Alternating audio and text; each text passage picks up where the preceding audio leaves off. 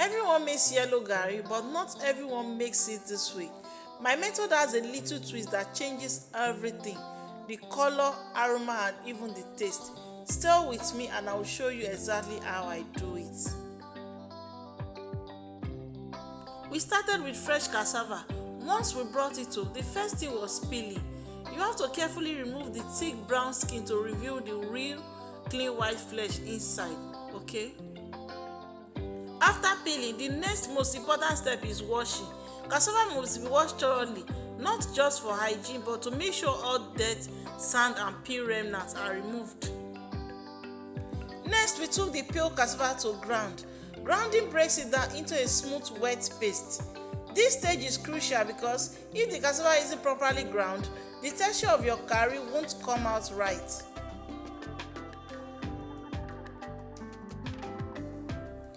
Now here comes my special touch, the part that makes my yellow garri stand out. Right after grinding the cassava, before pressing or jacking, I had my palm oil. I know, most people will tell you to wait until frying before adding palm oil, but this is where I do it differently. I pour in my oil straight into the wet cassava mash. This part takes a bit of patience, but it's worth it. You don't want some parts too oily and others dry. Everything has to be even. The oil blends with the cassava at this stage and begins to change both the smell and the texture. And here is the beauty of this method. When you add the oil before pressing, the color sets in early. By the time you fry, you won't just be adding oil on the surface. The whole garri has already absorbed it. That's why my yellow garri always comes out brighter, richer and with a sweeter taste compared to the regular method. If you feel like the color is not deep enough, don't be afraid to add a little more palm oil. Just make sure you mix thoroughly. Think of it like seasoning food. You taste, you adjust, and you stop when you have reached the perfect consistency and shade you like, okay? Once everything is mixed well and evenly coated, then it's time to move on to pressing. And trust me, at this stage, the cassava already looks so good. You can almost imagine how the final garri will turn out. Once the cassava paste and palm oil are mixed properly, it's time to remove the excess liquid. Traditionally, we transfer the paste into sacks, okay? So after that, you tie the mouth of the sack securely so that the garri doesn't leak out in the course of pressing. After that, we use a tool called the garri jack to press the sack and extract all the water. You can use an heavy object within your mix or a last tool to do this. This pressing process is very important because cassava naturally contains a toxic substance called cyanide.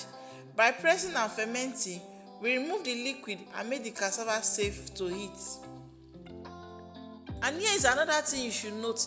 If you leave your garri for about 3 days, it ferments and gives you that sour, crispy garri, the type many people love to soak in cold water. But if you fry it the same day or the next day, you get a more starchy, stretchy garri that is perfect forever. In my own case, I pressed it and fried it the next day so the taste is softer and less sour. After pressing, the cassava comes out as a firm cake. The next step is sieving. Break the cake into smaller pieces with your hands, then rub it gently through a white sieve, okay? This helps to separate the smooth cassava granules from the lumps and fiber. The finer you sieve, the smoother and lighter your garri will be when fried. It takes a little patience, but it's worth it because this step gives garri its signature fine grainy texture.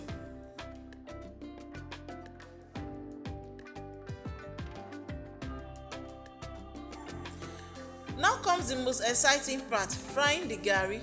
Traditionally, it is done in a wide iron pan over steady heat.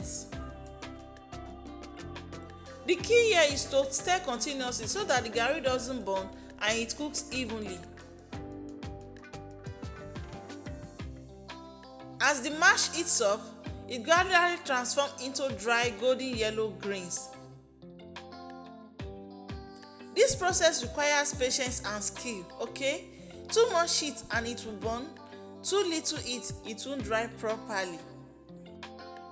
Keep frying until the grains are dry, fluffy and crispy. Okay, once it is well fried, take it off the heat immediately and spread it out in a wide tray or bowl. This allows it to cook properly and prevent it from sweating or becoming damp. When it is completely cooled, you can pack it into a clean container or sack for storage. Okay, and just like that, our homemade yellow garri is ready. This is one of our staple foods here in Nigeria, and it can be enjoyed in so many ways.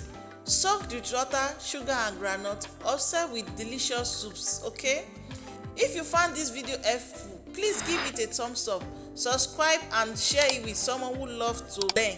Thank you for watching. I will see you in the next one. God bless you and bye.